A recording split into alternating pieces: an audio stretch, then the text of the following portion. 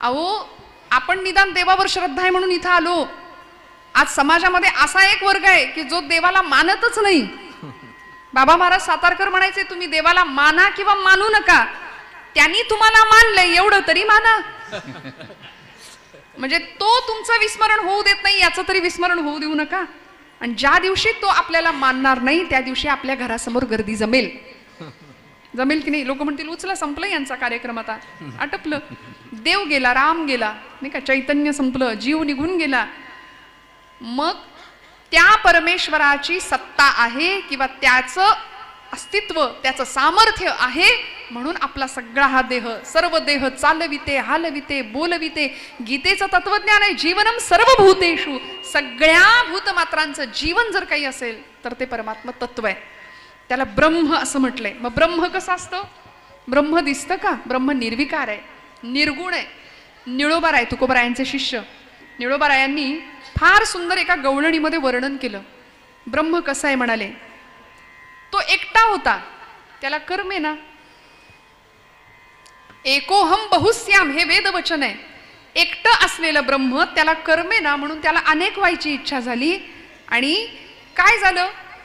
एकले न कंठेची म्हणून या येणे, केली निर्माणे वो 14 भुवने.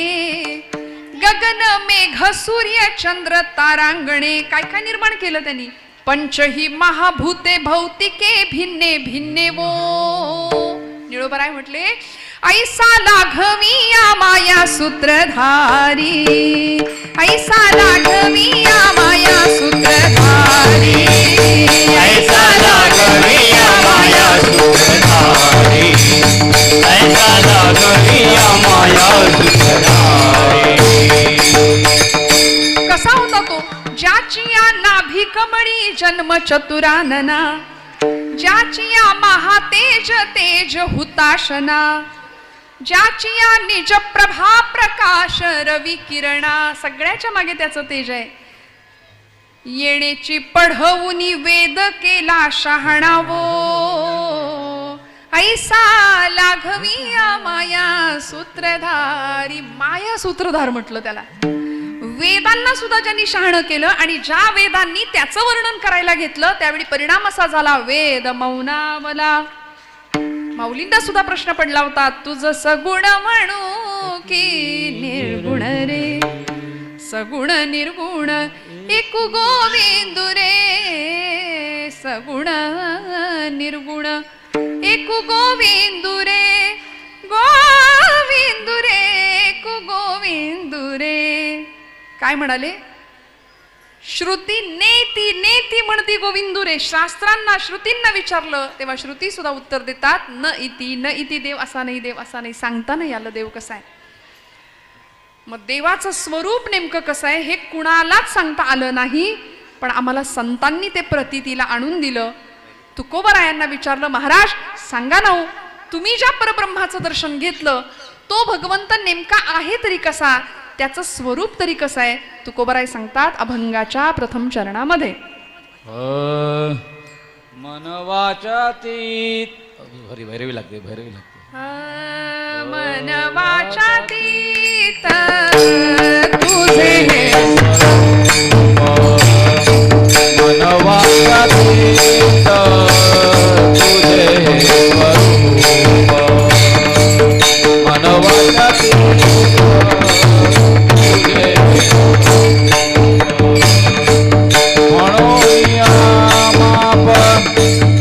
भक्ती केले म्हणून या माप, भक्ती केले भक्तीची या मापे. मोजितो अनंता, मोजितो या मापे, मोजितो अनंता.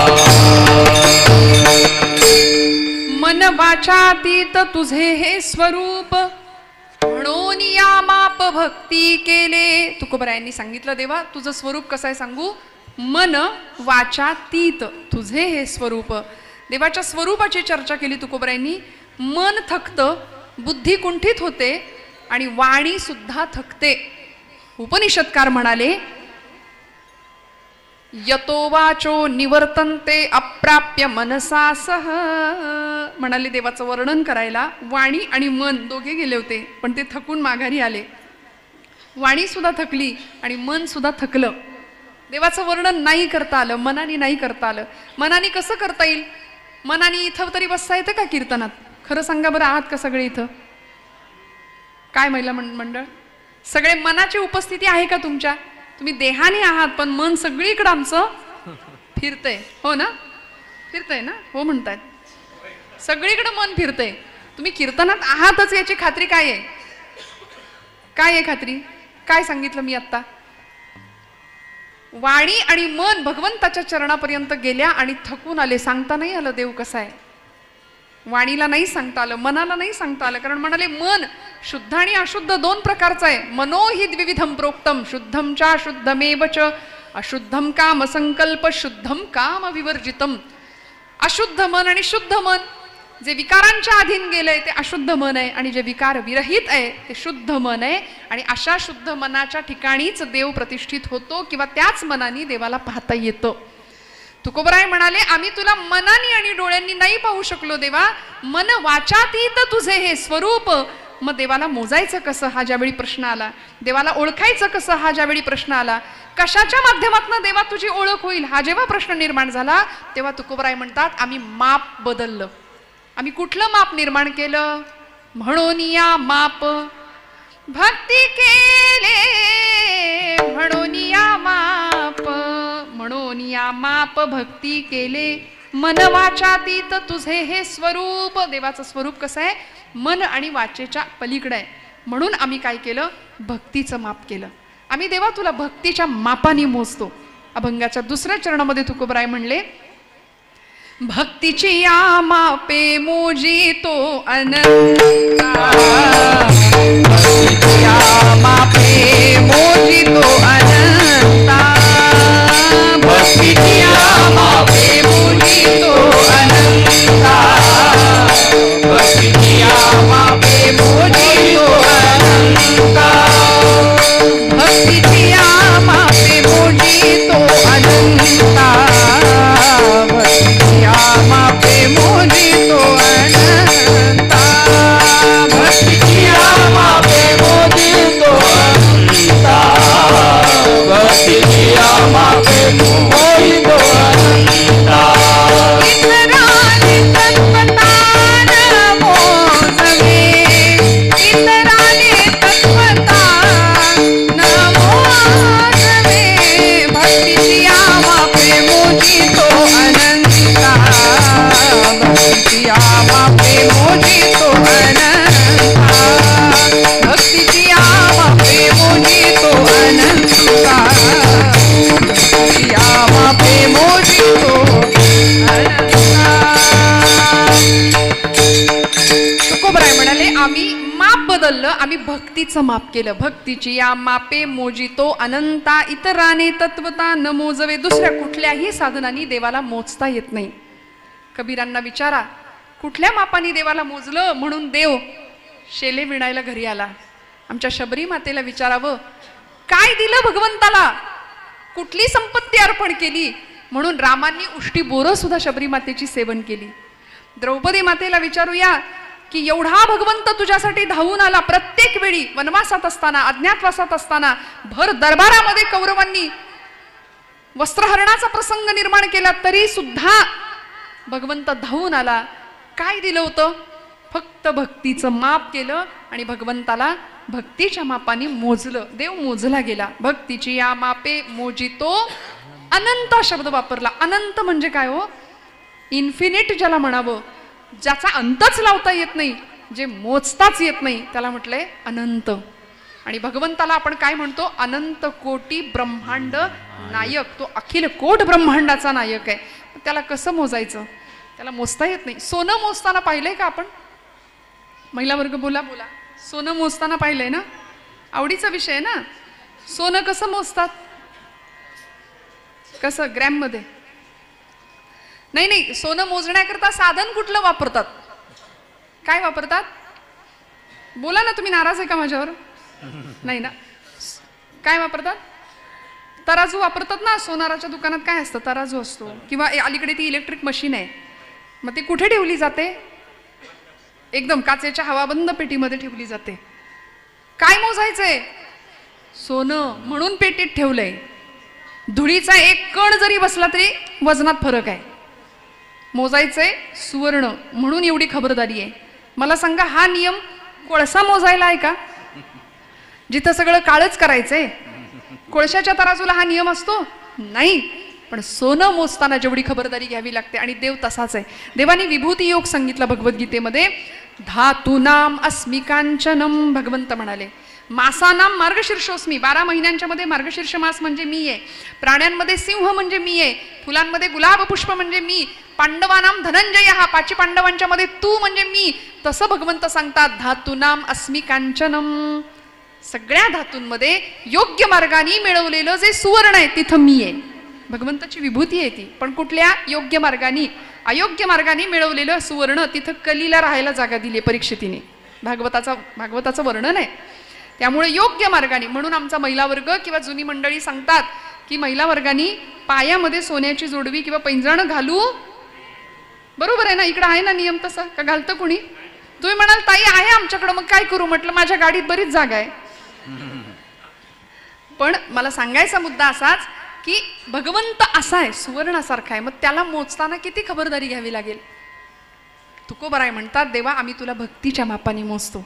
कारण प्रसिद्ध सुभाषित आहे, व्याधस्याचरणं ध्रुवस्य च वयोर्विद्या गजेंद्रस्य का जातिर्विदुरस्य यादवपतेर उग्रस्य किं पौरुषम कुब्जायः कमनीय रूपमधिकं किंतत् सुदाम्नो धनं भक्त्या तुष्यति केवलं न च गुणैर्भक्ती प्रिय श्रीपतिः. देवाला मोजायचं असेल, देवाला पाहायचं असेल, किंवा देव जर आपलासा करायचा असेल, तर या सगळ्या मंडळींची उदाहरणं दिली सुभाषितकारांनी. व्याधाचा आचार काय होता, पण देव प्रकट झाला, प्रसन्न झाला, कृपा केली. ध्रुवस्य च वयो, ध्रुव बाळाचं वय काय होतं? वय बघून देव कृपा करतो का? 5 वर्षाचं होतं लेकरू, पण अनन्य कृपा करावी भगवंतांनी. व्याधस्याचरणं ध्रुवस्य च वयोर विद्या गजेंद्रस्य का. गजेंद्र पशुकुळातला होता, पण भगवंताचा धावा केल्याबरोबर त्या मगराने पाय पकडला होता त्याचा. पण तरी सुद्धा आपण ऐकलं असेल, भागवतातली कथा आहे गजेंद्र मोक्षाची. भगवंतांनी धावत यावं, हाके सरशी घाली उडी म्हणून देवानी धावत यावं, गजेंद्राला मोक्ष द्यावा. काय होतं गजेंद्राकडं? पशुकुळातला होता. का जातिर्विदुरस्य यादवपतेर उग्रस्य किं पौरुषम. विदुरांची जात काय होती? देवानी जात पाहिली का? कुळ पाहिलं का? गोत्र पाहिलं का? काही नाही पाहिलं. विदुरांकडे आले. विदुरांच्या म्हणजे त्या हस्तिनापूरच्या शोभायात्रेमध्ये, स्वागत यात्रेमध्ये दुर्योधनांनी ठरवलं होतं, याला चांगलं चुंगलं खायला घालून आपल्या बाजूला वळतं करून घेऊया. पूर्वीपासून ही पद्धत आहे, म्हणून तर मतं आदल्या रात्री बदलतात. चांगलं खायला घातलं आहे की नाही, त्यांनी असंच ठरवलं होतं. पण भगवंत म्हणले नाही, अन्नात जायते बुद्धी. दुर्योधनाच्या घरचं मी जेवणार नाही, खाणार नाही. मग कुठे उद्धवांना सांगितलं, चलो विदुर घर जाये उधोजी, चलो विदुर घर जाये उधोजी, चलो विदुर घर जाये उधोजी, चलो विदुर घर जाये. दुर्योधन का मेवा त्यागे, दुर्योधन का मेवा त्यागे, विदुर की कन्या पावे, चलो विदुर घर जाये उधोजी, चलो विदुर घर जाये. म्हणाले विदुरांनी आम्हाला कण्या वाढल्या तरी चालतील, पण आपण विदुरांकडे जायचं. आणि देवानी विदुरांच्या दाराची कडी वाजवली. आपल्याला नाही का वाटत आपल्या दाराची कडी देवानी कधी वाजवावी? कधी देवानी आपल्याही घरात यावं? देव पांडवांच्या घरात जातो, विदुरांच्या घरात जातो, शबरीकडे जातो, सगळ्यांकडे जातो. मग आपल्याकडे काय येत नाही? कारण आपलं कसं आहे माहिती आहे, हा माझा, तो माझा, प्रपंच माझा, घर माझं, दार माझं, संसार माझा, शेती माझी. तसा देवा तूही आमचाच. असे आम्ही लबाड आहे भक्तीच्या प्रांतात. पण आमच्या मीराबाईंना विचारा, मीराबाईंचा प्रपंच होताच की, पण मीराबाई धाडसानी म्हणायच्या, मेरे तो गिरीधर गोपाल दुसरा न कोई. हे म्हणायला धाडस लागतं, आणि ते संतांकडे होतं. प्रपंचातली अत्यंत मोठी प्रतिकूलता सुद्धा परमार्थासाठी आड नाही आली. उलट ब्रह्मचैतन्य महाराज म्हणायचे, प्रपंचातली प्रतिकूलता ही परमार्थातली अनुकूलता ठरत असते. परमार्थ जर सुंदर व्हायचा असेल, ज्याच्या पडे संसारासी चिरा देव येई त्याच्या घरा असं म्हटलंय. संसार प्रतिकूल असतो तेव्हा परमार्थ उत्तम घडतो असं संतांचं म्हणणं आहे. पण प्रपंचही तितकाच सुंदर आणि परमार्थही तितकाच सुंदर करणारे एकनाथ महाराज असतील, अनेक संत मंडळी असतील, या सगळ्यांनी भक्तीच्या मापाने देवाला मोजलं. भक्तीची या मापे मोजितो अनंता इतराने तत्वता न मोजवे. आता प्रश्नाचं उत्तर आम्हाला संतांनी दिलं, तुकोबरायांनी दिलं की आम्हाला देवाला मोजता येतं. मोजता येतं कशाने? भक्तीच्या जोळावर मोजता येतं. कुब्जेचं उदाहरण दिलं होतं या श्लोकामध्ये. 3 ठिकाणी वक्रा असलेली कुब्जा. पण ज्यावेळी मथुरेमध्ये भगवंत आणि बलराम दादांचा प्रवेश झाला त्यावेळी कुब्जेच्या हातामध्ये एक चंदनाचा लेप असलेलं पात्र होतं. कंसाची ती दासी होती, सेवेकरी होती. आणि तिने जसं भगवंताला पाहिलं तसा तिच्या मनातला अष्टसात्विक भाव जागा झाला आणि भगवंताकडे पाहत राहिली. भगवंतांनी तिच्या मनातला भाव ओळखला, समोर गेले आणि कुब्जा ही खरं तर चंदन लावायची ना कंसाला. आजच्या भाषेत सांगू का, ती ब्युटिशियन होती खरं तर कुब्जा. आणि त्या कुणाचा आता इथं पार्लर असेल तर मला काय म्हणायचंय लक्षात येईल की त्या मंडळींना एक सेन्स असतो चांगला की कुणाला कुठला कलर, हेअरकट चांगला दिसेल, कुणाला कसं, बरोबर आहे ना, कुणाला कसा मेकअप छान दिसेल. कुब्जाच्या मनात विचार आला की भगवान परमात्मा गोपाल कृष्ण मुळात इतका सुंदर आहे, राजस सुकुमार मदनाचा पुतळा रवी शशिकळा लोपलिया, मग त्याला मी सुंदर करू का, मी त्याला अजून सुंदर करू का, अशी इच्छा मनात निर्माण व्हावी. आणि देवाला असं बसवलं समोर. परमात्म्याने तिच्या अंतरंगातला भाव ओळखला आणि भगवंतांनी तिला आवाज दिला, हे सुंदरी. तशी कुब्जा रडायला लागली. म्हणाली, देवा सगळी मथुरा मला कुब्जा म्हणते, मी कुरूप आहे आणि तुला मी सुंदर दिसले का रे कृष्णा. भगवान गोपाल कृष्णांनी तिच्या खांद्याला धरावं. मी माझ्या पदरचं नाही सांगत, भागवतामध्ये वर्णन आहे या प्रसंगाचं. कुब्जेच्या उजव्या पायाच्या अंगठ्यावर भगवंतांनी आपला अंगठा पायाचा दाबला. कट कट कट 3 आवाज आले आणि 3 ठिकाणी वक्र असलेली कुब्जा सरळ झाली. भगवंतांनी पूर्ण कृपा करावी कुब्जेवर आणि सांगावं, भारतीय अध्यात्मशास्त्र, भारतीय संस्कृती बाह्य सौंदर्याला नाही बघत, आंतरिक सौंदर्याला पाहते. आत्म्याचं सौंदर्य महत्वाचं आहे. आणि आमचं काय असतं, तुम्ही काटकसर करताय की उगीच वाजवू की नको असं करताय, नक्की काय मला खरंच कळेना. वाजवायचे असते तर खणखणीत वाजवा. आणि या टाळ्या कीर्तनासाठी नाहीयेत, या टाळ्या कीर्तनासाठी किंवा माझ्यासाठी वाजवा असं नाही मी म्हणत आहे. खरं सांगू का, संकोच आला ना की संपला विषय. तुकोबरायांचे एक अभंग आहे, संकोचोनी काय झाला से लहान करी आपोषण ब्रह्मांडाचे. आम्हाला संकोच संपवतो बरं का. मानवी जीवन इतकं समृद्ध होऊ शकतं, अध्यात्मशास्त्रातली सच्चिदानंद ही पदवी घेऊ शकतो आपण या देहानी. इतकं जर सामर्थ्य आहे तर आम्ही आमच्या जीवनाचा संकोच आम्हाला संपवतो. त्यामुळे संकोच नाही करायचा. दाद देऊ वाटली, खणखणीत टाळी वाजवायची. मनापासून जे काही असेल तर. बरं, टाळी वाजवू नका, माझ्यासाठी नका.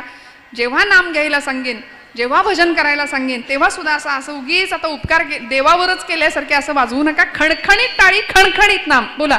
विठ्ठल विठ्ठल विठ्ठल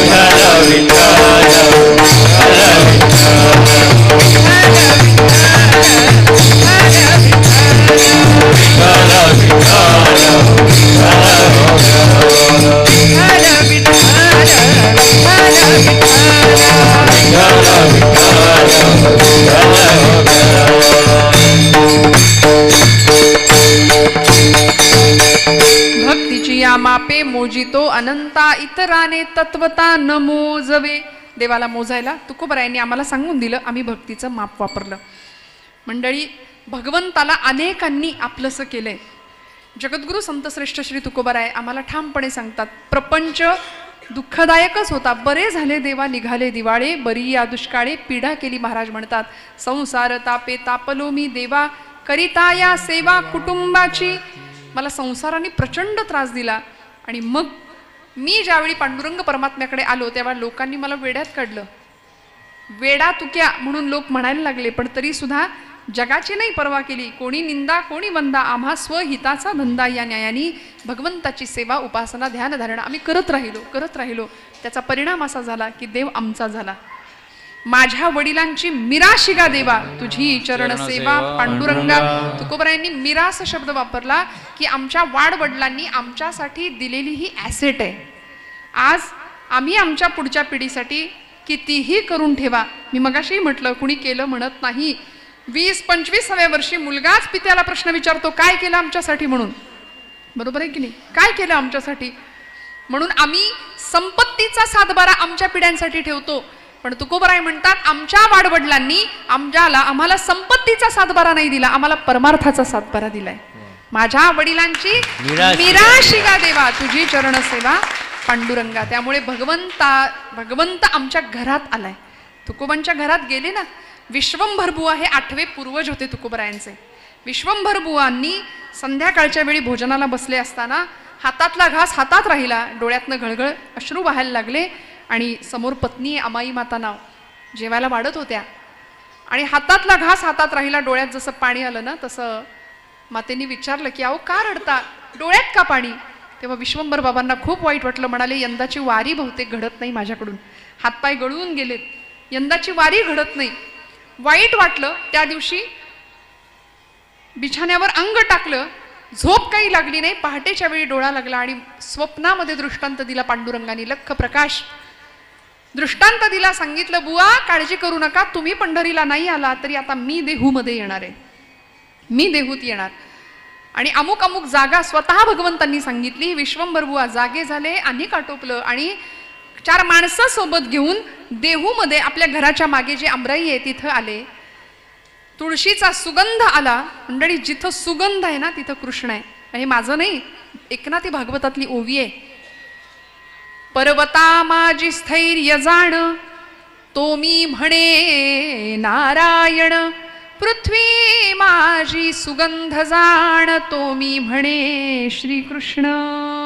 नाथ महाराज म्हणाले, जिथं सुगंध आहे ना तिथं देव आहे. म्हणून अध्यात्मशास्त्रात दर्शनशास्त्रामध्ये अशा अनेक अनुभूती साधकांना येतात. काही फूल नसतं आजूबाजूला, पण तरी अचानक एखादा मोगऱ्याचा, अचानक एखादा सुगंध येऊन जातो, चंदनाचा सुगंध येऊन जातो, देवाचं अस्तित्व तिथे असतं. अचानक तुळशीचा मंद सुगंध आला, खणून माती बघितली त्या जागेवरची, कुणीतरी मुद्दा मांडून ठेवावे अशा विठ्ठल रुक्मिणीच्या मूर्ती दिसल्या. तुकोबारायांच्या पूर्वजांची गोष्ट आहे ही. विश्वंभर बुवांना विठोबा रुक्मिणी कुणीतरी आणून द्याव्यात अशा जणू काही मिळाल्या. देहूमध्ये मूर्तीची स्थापना झाली आणि मग त्या पिढीमध्ये तुकोबाराय जन्म घेतात, बोल्होबा आणि आई कनकाईच्या पोटी. एवढी सुंदर दिव्य परंपरा लाभते आणि भक्तीच जीवनामध्ये मूर्ते. म्हणून तुकोबाराय म्हणतात, भक्तीची या मापे मोजितो अनंता, इतराने तत्वता न मोजवे. बरं, आज आम्ही मंडळी या वाटेवर कधी येतो कधी नाही येत. आता इथे सगळे मनाने आलात ना, का धरून आणलं कोणी, जबरदस्ती केली नाही ना, आनंदाने आलो. पण नेहमीच आपण कीर्तन ऐकायला येतोच असं नाही. आता हे तुमचं नाही सांगत, काही मंडळी अशी आहेत की जी कधीच इकडं फिरकत नाहीत, कधीच नाही फिरकत. पण अंतःकरणातली प्रेरणा आम्हाला ती आज घेऊन आली. इथे आपण आलेला आहात. अनेकांचा विश्वास नाही, संशय आहे मनामध्ये, म्हणून आपण येत नाही. गीतेमध्ये सांगितलं, संशयात्मा विनश्यती. वारी आपण सगळी मंडळी, मला वाटतं इथून दिंडी जात असेल, वारी करत असाल, मला माहिती नाही, काही कल्पना नाही. पण वारीमध्ये आपल्याला माहिती आहे, हजारो लाखो लोक पायपीट करत असतात ते सावळ परब्रह्म डोळ्यांनी पाहण्याकरता. का हो, काय मिळतं असं त्या वारीमध्ये? भगवान भोलेनाथांच्या समोर आज आपण आहोत, सोमेश्वरांच्या समोर आहे. सोमेश्वर हे भगवंताचे म्हणजे पांडुरंग परमात्म्याचे पहिले वारकरी आहेत बरं का. आदिनाथ हे पहिले वारकरी आहेत. का सांगते, भगवान भोलेनाथ, आजही तुम्ही पंढरपूरला गेलात तर भगवान भोलेनाथांचं मंदिर पांडुरंगाच्या मंदिरापासून काही अंतरावर आहे. कारण भोलेनाथ आलेत हे जसं भगवंतांना कळलं होतं, तेव्हा भगवंतांनी वीट सोडून धावत येऊन आलिंगन दिलं होतं. आणि भगवंतांना ज्यावेळी पांडुरंग परमात्म्याला ज्यावेळी भोलेनाथांनी पाहिलं त्यावेळी भगवंत कसे होते माहितीये? विठू माझा लेकुरवाळा संगे गोपाळाचा मेळा, विठू माझा लेकुरवाळा निवृत्ती हा खांद्यावरी सोपानाचा हात धरी, पुढे चाले ज्ञानेश्वर मागे मुक्ताई सुंदर. असं भगवंताचं लेकुरवाळू रूप आहे. आता सगळ्या संतांना खांद्यावर मांडीवर देवानी घेतले. भोलेनाथ प्रिय देवता पंढरीश पांडुरंगाची, देवाला घ्यायचं कुठं? मग पंढरीनाथ काय म्हणाले माहितीये? भोलेनाथा आता मला तुम्हाला जवळ घ्यायला जागा नाही, आता तुम्ही माझ्या.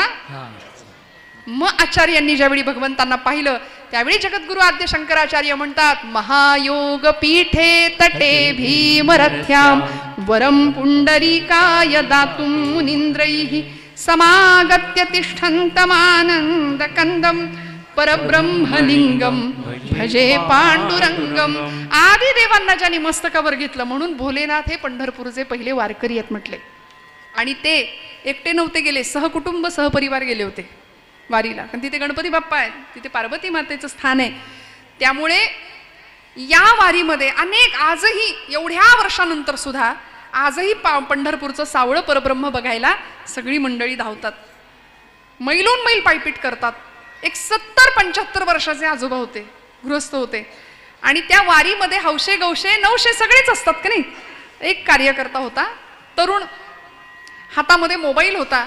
सध्या सोशल मीडियाचा जमाना आहे, बोलू नका आपापसात, माझ्यापर्यंत आवाज येतोय आपला.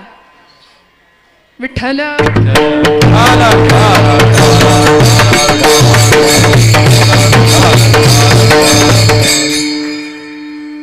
मी असं म्हटलं, पंढरपूरच्या त्या वारीमध्ये हौशे गौशे नवशे सगळे असतात. सोशल मीडियाचा जमाना आहे आत्ता.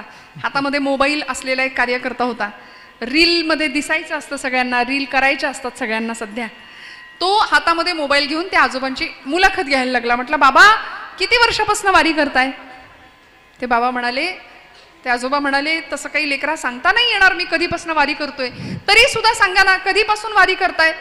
म्हणाले, त्यांनी त्यांच्या खांद्यावर त्यांच्या नातवाला घेतलं होतं बरं का, आणि ते चालत होते. त्या गृहस्थानी त्या मुलांनी त्या तरुणांनी विचारलं, आजोबा कधीपासून वारी करताय? ते म्हणाले, तसं काही आठवत नाही, पण माझ्या खांद्यावर माझा नातू जसा बसलाय तसा मी माझ्या आजोबांच्या खांद्यावर बसून यायचो, तेव्हापासून मी वारी करतोय. ही निष्ठा होती, ही तपश्चर्या आहे. बर, आणि या सगळ्या नंतर सुद्धा त्या गृहस्थानी त्या मुलांनी प्रश्न विचारला. म्हणाले, बाबा एवढे वर्ष तुम्ही वारी करता, दिसला का पांडुरंग? भेटला का पांडुरंग? ते म्हणले, नाही रे बाळा, नाही दिसला पांडुरंग, नाही दिसला परमात्मा, नाही दिसला तरी वारी करता. काय मिळणार आहे वारीतून? आता बस घरी बसा, ठाईचं बैसोनी करा एक चित्त, आवडी अनंत आळबाबा संतांनी सांगितलं ना. कशाला खटपट करता? म्हणले, कुडीत प्राण आहे तोपर्यंत वारी करणार. सगळं ऐकून घेतलं आणि ते आजोबा म्हणाले, बाळा तुला एक प्रश्न मी विचारू का? एवढा वेळ तू मला विचारलास, प्रश्न मी विचारू? ते म्हणाले, हा विचारा. म्हणाले, तुम्ही घरी कुत्रा पाळता का? तो म्हणाला, हो, आम्ही शहरी माणसं, आम्ही घरी कुत्रा पाळतो. नवे, आमचा कुत्रा आमच्या फ्लॅटमध्ये सुद्धा असतो, किचनमध्ये असतो, बेडरूममध्ये असतो. एक वेळ आमचे आई वडील घरात नसतील, पण आमचा म्हणजे आई वडील वृद्धाश्रमात, आणि कुत्र्याचे मात्र आम्ही लाड भरपूर करू. असे आम्ही शहरी माणसं, सोफिस्टिकेटेड मंडळी, आम्ही सुशिक्षित मंडळी. मग त्या आजोबांनी सांगितलं, आम्ही गावाकडची माणसं, शेतकरी माणसं, आम्ही सुद्धा कुत्रा पाळतो, पण आमचा कुत्रा आमच्या घरात नाही कधी येत, घराच्या पुढच्या अंगणात, मागच्या अंगणात असतो. सुगीच्या दिवसामध्ये ज्यावेळी धान्याची रास आमच्याकडे पडते ना, त्यावेळी आमच्या वाड्या वस्त्यांचं तो राखण करतो, रक्षण करतो. एखाद्या मध्यरात्री जर आमच्या वस्तीमध्ये एखादा चोर शिरला तर आमचा कुत्रा भुंकतो, आणि त्याचं भुंकणं ऐकून, चोराला तो त्यांनी पाहिलं, त्याचा भुंकणं ऐकून पलीकडच्या वस्तीतला कुत्रा भुंकतो, त्याचं भुंकणं ऐकून त्या पलीकडच्या वस्तीतला कुत्रा भुंकतो. असं करता करता करता त्या मध्यरात्री एक 15-20 कुत्री एका वेळी भुंकायला सुरुवात करतात. ते आजोबा म्हणले, चोराला कोणी पाहिलं होतं? चोराला कुठल्या कुत्र्याने पाहिलं होतं? सगळ्यांनी पाहिलं होतं का? एका कुत्र्याने पाहिलं होतं, पण भुंकले मात्र सगळे. अजून नाही का रे प्रकाश पडला तुझ्या डोक्यात? अरे प्राण्यांना कळतं आपल्या कुणावर तरी पूर्ण विश्वास ठेवायचा असतो, काहीतरी संकट आहे आपल्या कुणावर तरी विश्वास ठेवायचा असतो. हे जर प्राण्यांना कळतं तर आम्ही माणसासारखी माणसं आहे. आम्ही नाही बघितला पांडुरंग, पण आमच्या ज्ञानोबांनी पाहिलाय, आमच्या तुकोबांनी पाहिलाय, आमच्या समर्थांना रामप्रभू दिसलेत. कितीतरी वेळा समर्थ रामदास स्वामींनी रामाचं दर्शन घेतलं त्यांच्या आयुष्यामध्ये, कितीतरी वेळा घेतलं. पण आपल्याला रामदर्शन व्हावं याकरता खटपट केली, याकरता खटपट केली. मग सेवी तो हा रस वाटी तो अनेका, घ्या रे होऊ नका रानभरी. बस एक दृष्टांत सांगणार फक्त. आमचं लक्ष बाहेर आहे, आम्हाला परमात्मा दिसेल मिळेल, पण कधी? ज्ञानोबरायांना विचारा ना, माऊली तुम्ही कसा पाहिला हो? अनंत रूपे अनंत वेशे देखिला म्या त्यासी, बाप रखुमा देवी वरू खूण बाणली तैसी, तो म्या देखिला साजणी योगिया दुर्लभ, तो म्या देखिला साजणी. योग्यांना दुर्लभ असलेला परमात्मा मी पाहिला, तो हा रे श्री हरी पाहिला डोळे भरी. हे जर ज्ञानोबरायांचं वचन असेल किंवा त्यांचा अनुभव असेल तर आपल्यालाही परमात्मा दिसावा याकरता संत वैकुंठीचे वासी होते. पण आलो याची कारणासी, आम्ही इथं आलो तुम्हाला हा ब्रह्म साम्राज्याचा आनंद देण्याकरता आलो, त्या अनंताला कसं पाहायचं हे सांगण्याकरता आलो, आणि भक्तीच्याच मापाने त्याला पाहता येतं, त्याला मोजता येतं हे सांगण्याकरता आलो. बघा, एक गृहस्थ प्रवास करतोय, रेल्वेचा प्रवास आहे, भलं मोठं अंतर आहे, एक 2-3 दिवसाचा प्रवास आहे. आणि त्या प्रवासामध्ये धनिक होता, खिशामध्ये कॅश होती त्याच्या भरपूर, आणि प्रवास सुरू आहे. रेल्वेच्या ज्या डब्यामध्ये तो बसला होता त्या डब्यामध्ये समोरच्या बर्थवर एक गृहस्थ होता आणि तो चोर होता. त्या चोरांनी या माणसाकडचे पैसे पाहिले होते, याच्याकडे भरपूर कॅश आहे. कुणी विक्रेता आला की खिशातनं पैसे काढायचे, त्याला द्यायचे, परत खिशात ठेवून द्यायचे, असं त्याचं चालू होतं. त्या चोरांनी बरोबर पैशांवर नजर ठेवली, म्हणाला संध्याकाळी आता हा झोपला हे पैसे मी प्राप्त करणार, हे पैसे मी मिळवणार. रात्री बरोबर तो धनिक गृहस्थ झोपी गेला आणि चोरांनी त्याच्या खिशामध्ये हात घातला, पैसे काही मिळाले नाहीत. सगळीकडे शोधलं, पैसेच मिळेनात, वैतागला, झोपी गेला. दुसऱ्या दिवशी त्या गृहस्थानी सकाळी उठल्याबरोबर परत खिशातून पैसे काढले. चोर म्हणाला मी याच खिशात पाहिले होते, मला दिसले नाहीत, मग ठेवले असतील कुठे? आज म्हणाला आज मी चुकणार नाही, आज मी चोरणार पैसे. आता चोराचं काम काय, दुसरं काय येऊ? त्या दिवशी संध्याकाळी खिशातून पैसे त्यांनी, तो झोपी गेला आणि चोरांनी ठरवलं आता आज पैसे चोरायचे. त्यांनी परत शोधाशोध केली, त्याला काही पैसे मिळाले नाहीत. वैतागला, व्यापला, कंटाळला, झोपी गेला. दुसऱ्या दिवशी सकाळी त्या गृहस्थासमोर बसला, परत त्यांनी खिशातून पैसे काढताना चोरांनी पाहिले आणि चोरांनी, तो म्हणाला आता आपली ओळख याला देऊया. म्हणाला मी तुमच्या खिशातले पैसे चोरण्याचा गेले 2 दिवस झालं विचार करतोय किंवा मी प्रयत्नही केला, पण मला पैसे मिळाले नाही. तुम्ही खिशातून पैसे काढताना, म्हणजे पैसे काढताना तुम्ही खिशातून काढताय, पण मी ज्यावेळी शोधतो त्यावेळी मला तुमच्या खिशात पैसे दिसत नाही. मी चोर आहे, मला तुम्ही पैसे देऊ नका, फक्त सांगा ठेवत कुठे होता? म्हणाले कुठे ठेवता तुम्ही पैसे? तो गृहस्थ म्हणाला बाळा तू सगळीकडे शोधत होतास, पण तुझ्या उशीखाली शोधायचं विसरत होतास. तुझं आहे तुझं पाशी परी तू जागा चुकलास. आमचं असं आहे, आम्ही सगळीकडे शोधतोय, कुठे शोधिसी रामेश्वरानं, कुठे शोधिसी काशी, हृदयातील भगवंत राहिला हृदयातून उपाशी. माऊली म्हणते या हृदयामध्ये मी रामू, असता सर्व सुखांचा आरामू, परिभ्रांतासी कामू विषयावरी. त्यामुळे हृदयातला भगवंत मात्र उपाशी राहतोय, हृदयातला भगवंत मात्र पाहायचा राहतोय. ईश्वर सर्व भूतानां हृदयेषु तिष्ठती भ्रामयन् सर्व भूतानी यंत्रारूढानी मायया. मी एक ओवी नेहमी सांगत असते, सुवर्णाचे मणी केले ते सोनियाचे सुती ओविले, तैसे म्या जग धरिले सबायभ्यंतरी. ज्ञानोबराय म्हणतात एक कोडं घातलं माऊलींनी आपल्याला. सोन्याची तार आणि सोन्याचा मणी घेतला, सोन्याचा मणी सोन्याच्या तारेमध्ये ओवला. आता सांगा तारेत मणी आहे की मण्यात तार आहे? विठ्ठल विठ्ठल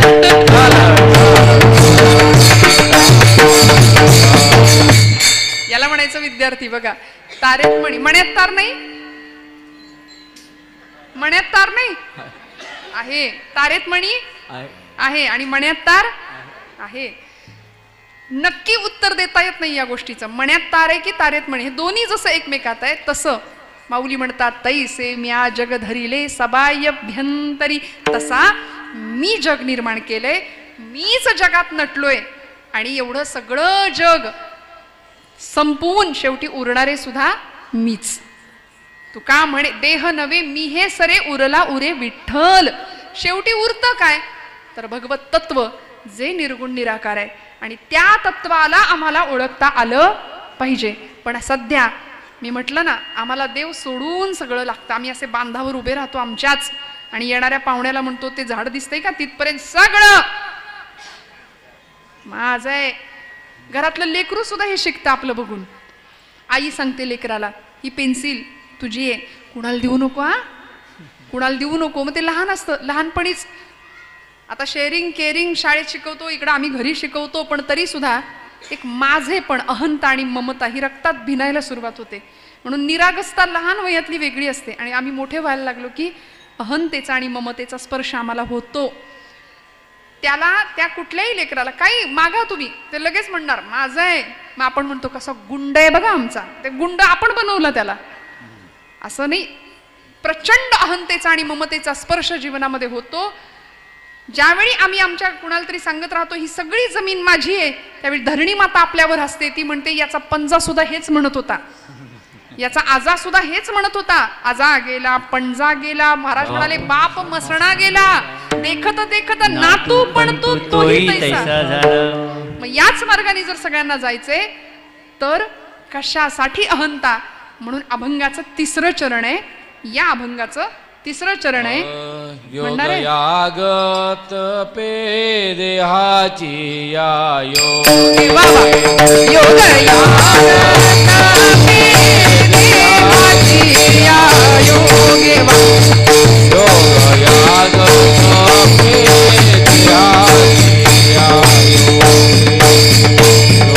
यागत पे देहाची या योगे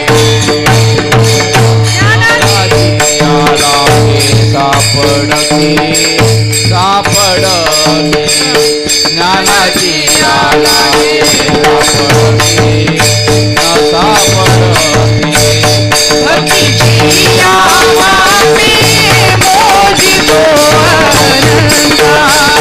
भक्तीची याला मोजितो अनंता. विठोबा रखुमाई, विठोबा रखुमाई, विठोबा रखुमाई, जय विठोबा रखुमाई, विठोबा रखुमाई, विठोबा रखुमाई, विठोबा रखुमाई, विठोबा रखुमाई, विठोबा रखुमाई, विठोबा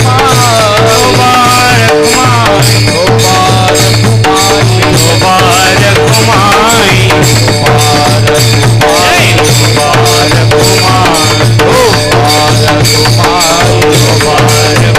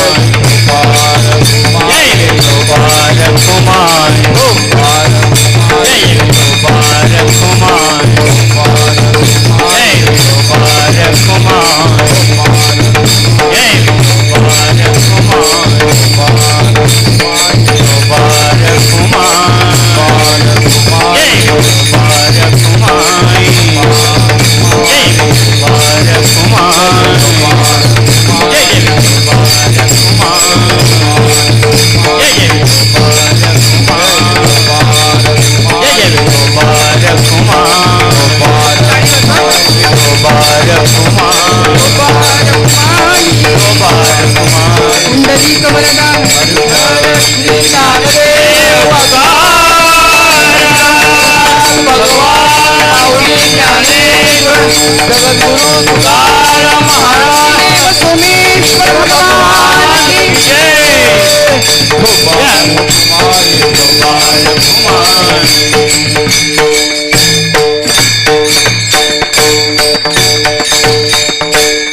मन वाचातीत तुझे हे स्वरूप म्हणून या माप भक्ती केले. भक्तीची या मापे मोजितो अनंता. इतराने तत्वता न मोजवे.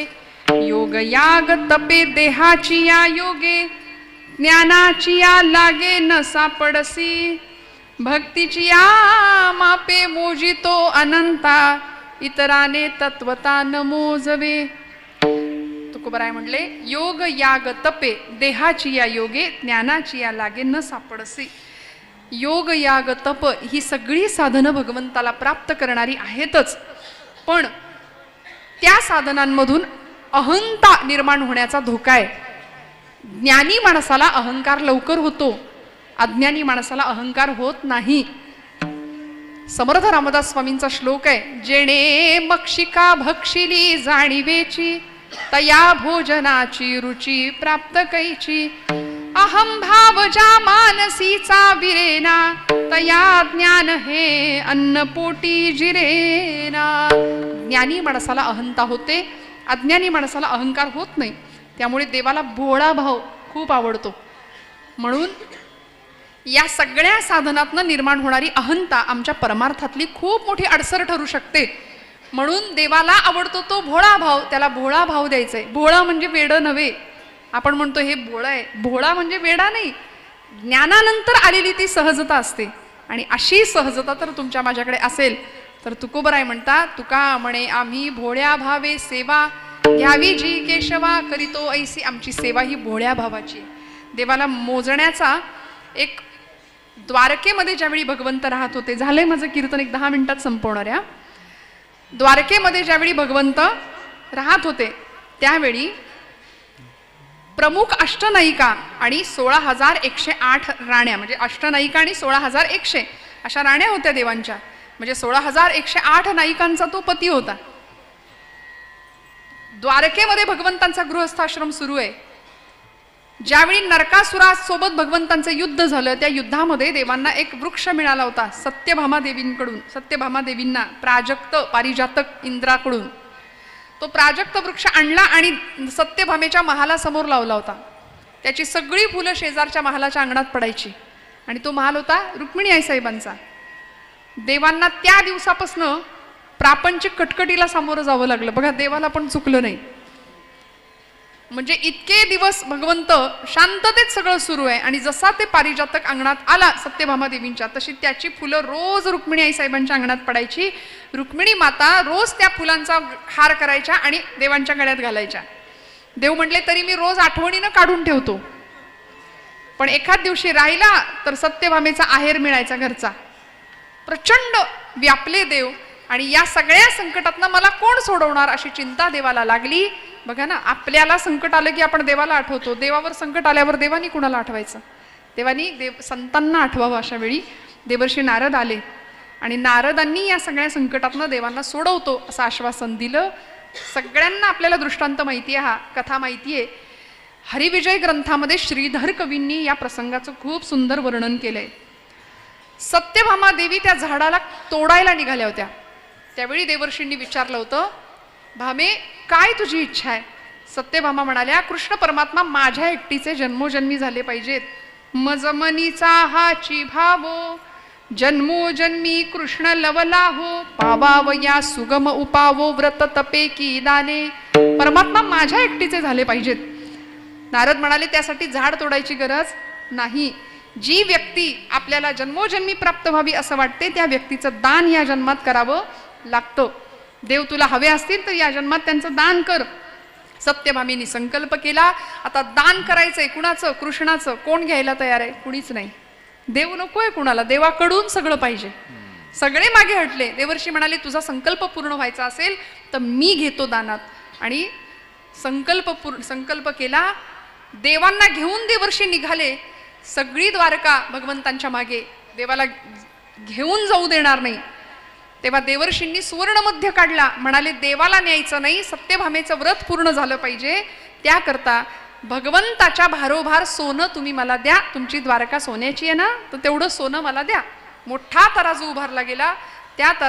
एका पारड्यामध्ये देव बसले, दुसऱ्या पारड्यामध्ये द्वारकेतलं सगळं सोनं येऊन पडलं. तरी देवाचं पारडं इंचाने सुद्धा हल्ले ना. एका क्षणाला सत्यभामा खजील झाली. अंगावरचे सगळे दागिने काढले मंगळसूत्रा व्यतिरिक्त, तरीही देवाचं पारडं हले ना. मग आमच्या रुक्मिणी आईसाहेब आल्या. कशाने मोजला गेला देव? तोलण्या कनकासवे कृष्णास भामा सिद्धती, रुक्मरत्ने भूषणे त्या तोलती नच तोलती, भीमकीची तुळस पडता तोल झाला त्या क्षणी, वंदिते मी भक्तिरूपा कृष्णकांता रुक्मिणी जगदंबा माता की. मग त्या आईसाहेबांनी तुळशीचं एक पत्र, सगळं सोनं बाजूला केलं आणि तुळशीचं एक पत्र कृष्णार्पण मस्तू म्हणून फोडलं आणि त्या पारड्यामध्ये ठेवलं. त्या क्षणी म्हणजे त्रिभुवन श्रीमंताला सुद्धा महासती वृंदेच्या पातिव्रत्यापुढे आणि तिच्या अतुलनीय भक्तीच्या सामर्थ्यापुढे झुकावं लागलं. तुळशी पत्राचं पारडं दणकन खाली आले आणि भगवंताचं पारडं उचललं गेलं. देव मोजला गेला. भक्तीची या मापे मोजितो अनंता, इतराने तत्वता न मोजवे. महाराज म्हणाले आम्ही जी सेवा करतो ना ती भोळ्या भावाची सेवा आहे. सध्याची सेवा, त्या सेवेतून आम्हाला मेवा पाहिजे असतो. आमचं मिशनपेक्षा कमिशनकडे जास्त लक्ष असतं. पण अशी सेवा करावी की ज्यामध्ये मेवा नाही. कारण देवाच्या घरात जाण्यासाठी सेवेचं दार आहे. माऊली म्हणतात जो या ज्ञानाचा कुरुठा, तेथ सेवा हा दारवंठा, जो स्वाधीन करी सुभटा ओळगोनी. त्यानंतर यांची ओवी आहे. देवाच्या दारात जायचं असेल, घरात जायचं असेल तर दार सांगितलंय सेवेचं. मग सेवेच्या माध्यमातून देव प्राप्त होतो. रायगडाचं बांधकाम ज्यावेळी झालं पूर्ण, कुणी केलं? स्वराज्याचे अत्यंत सुंदर असे इंजिनियर होते त्या काळातले. नाव होतं हिरोजी काका इंदलकर. हिरोजी काकांनी पूर्ण स्वराज्याच्या रायगडाची बांधणी केली. रायगड बांधून झाला. राजांनी हिरोजी काकांना बोलावून घेतलं. म्हणाले काका काय बक्षीस देऊ तुम्हाला? हिरोजींनी मुजरा घातला राजांना. म्हणाले राजे बक्षीस काहीच नको, फक्त एक इच्छा पूर्ण करा. ह्या सगळा गड बांधून झाल्यानंतर गडाच्या शेवटच्या पायरीला एक चिरा लावतो आणि त्या चिऱ्यावर लिहितो सेवेचे ठाई तत्पर हिरोजी इंदलकर. हजारो मावळे उद्या या पायरीवरनं चालत जातील, हजारो शिवभक्त या पायरीवरनं चालत जातील, त्यांची धूळ माझ्या नावावर पडेल. बस माझ्या जीवनाचं सार्थक झालं. ही सेवा, हा सेवाभाव. गड आला पण सिंह गेला, हा तानाजी मालुसऱ्यांचा इतिहास आपण जाणता. आधी लगीन कोंढाण्याचं मग माझ्या रायबाचं, हा इतिहास या मातीचा आहे. त्यामुळे आपण अशा मातीत आहोत मंडळी की जी माती त्यागाची आहे, बलिदानाची आहे. जिथं रक्त सांडलं धर्मासाठी, जिथं रक्त सांडलं बलिदान दिलं गेलं. आणि आपण मात्र जातीपातीची राजकारण करत भांडत बसलो विनाकारण. म्हणून आमचे गुरुजी नेहमी सांगतात आम्ही हिंदू म्हणून एकत्र यायला हवं. संत्र्यासारखी अवस्था झाली आमची. वरून दिसायला दिसतोय भगवे सगळे, पण फोडल्यानंतर सगळ्या फोडी वेगळ्या आहेत. हा अमुक जातीचा, तो तमुक जातीचा, आहे की नाही? आणि त्यांची अवस्था टरबुजासारखी आहे. दिसायला सगळे टरबूज कसं दिसायला भाग दिसतायत, पण फोडल्यानंतर सगळं एक संध आहे. मुंबऱ्यामध्ये कोणतरी पोरगी उभी राहते आणि ती म्हणते सगळा मुंबरा हिरवा करून टाकणारे आम्ही. बरोबर आहे ना? सगळा महाराष्ट्र हिरवा करायला निघाले. भगवा हटावचे नारे घुमतात. मला असं वाटतं भगवा हटाव नंतर बोला, पण आधी रोज पूर्व क्षितिजावर आमच्या एक भगवा उगवतो, तो हटवून दाखवा. काय भगवे हटवणार हो? ज्या भगव्यासाठी माझ्या छत्रपतींनी स्वराज्याचा एवढा मोठा घाट घातला, त्या भगव्यासाठी जर आम्ही जातीपातीची भांडण आणि राजकारण करत बसलो, इतकी दुर्दैव आमच्या मनुष्य जातीचं, आमच्या मानव प्राण्याचं. कुणीतरी गेलंय आणि गेल्यानंतर सुद्धा आम्ही राजकारण करतो त्याच्यावरती. मला सांगा माणूस, मग बहिणाबाईंना प्रश्न विचारायला लागला, मानसा मानसा कधी वशील माणूस, लोभापायी मानसाचा झाला रे कानूस. अरे मानसा मानसा तुझी नियत बेकार, तुझ्या परिस बरं गोठ्यातलं जनावर. आज आम्ही मेलेल्या मड्याच्या टाळूवरचं लोणी सुद्धा खायला पुढे मागे न पाहणारी माणसं आजूबाजूला पाहतो. विधभर जमिनीच्या तुकड्यासाठी एकमेकांचे खून पाडणारे भावंड पाहतो एकाच घरातली. त्यावेळी त्या मातेला, त्या पित्याला किती दुःख होत असेल याची कल्पना करूया. भोगवाद आणि चंगळवादाच्या आहारी गेलेली माझी तरुणाई, व्यसनाधीनतेच्या आहारी गेलेली माझी तरुण भावंड, मी हात जोडून सांगते आपल्याला, आपण गाडीवर बसता, खूप वेगाने आपण गाड्या पळवता. आपल्याला असं वाटतं का मी खूप हँडसम दिसतो, मी खूप तरुण आणि मी खूप स्मार्ट वगैरे दिसतो. तसं नाही, आपण मूर्ख दिसता.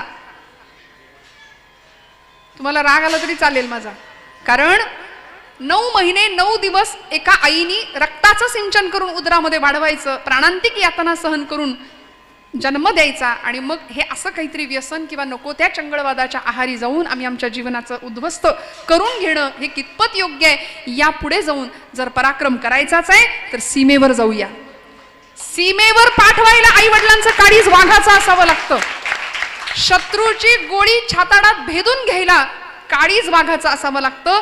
तिथे काहीतरी पराक्रम गाजवूया, आणि तिरंग्यात लपेटून घरी आलात तर सगळं जग तुमचं कौतुक करेल. नको तिथे प्राण एका सेकंदाच्या चुकीपायी आम्ही रस्त्यावर असेच संपून जाऊ का?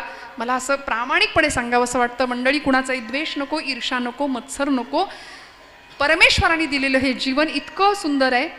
कोण्याही जीवाचा न घडो मत्सर. आमच्याकडून कर्मपूजा घडावी, कर्माची फुलं भगवंताच्या चरणावर समर्पित करावी, आणि सत्कर्म माऊलींनी सांगितलं, तया सत्कर्मी रती वाढो भूता परस्परे पडो मैत्र जीवांचे. एकमेकांच्या प्रती सौहार्दता, स्नेह, संवेदनशीलता. पूर्वीचा काळ असा होता, माणसं गरीब होती पैशानी, पण मनाची श्रीमंती होती. घराघरामध्ये टीव्ही नव्हता, आणि ज्या घरामध्ये टीव्ही असायचा, ब्लॅक अँड व्हाईटचा जमाना, त्या घरामध्ये टीव्हीवर काहीही जरी लागलं तरी घरातला एक माणूस कायम अँटिन्यावर असायचं. खरंय की खोटंय सांगा? मुंग्या गेल्या का, आल्या का असायचं ना, पण तरी समाधानी होती हो सगळी, तरी आनंदात होती, तरी सुखात होती. आता हातामध्ये रिमोट आहे आमच्या पोरांच्या, 250 चॅनल आहेत त्याच्यावर, एक चित्र धड 1 मिनिटाच्या वर तो बघत नाही. हातात मोबाईल आहे, स्क्रोलिंग चालू आहे, रील बघतायत. बुद्धी स्थिर नाही राहते. प्रचंड चंचल अवस्था झाली चित्ताची, मनाची. आणि यातून जर बाहेर पडायचं असेल तर आमचे संत आणि त्यांनी आम्हाला दिलेले ग्रंथ, बस एवढाच जीवन जगण्याचा उत्तम मार्ग तुकोबरायांच्या एका वचनाने भैरवीने आपण शेवट करूया.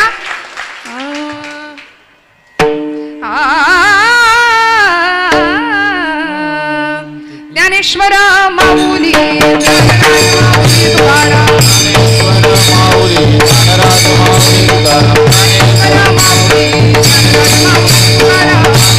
माऊली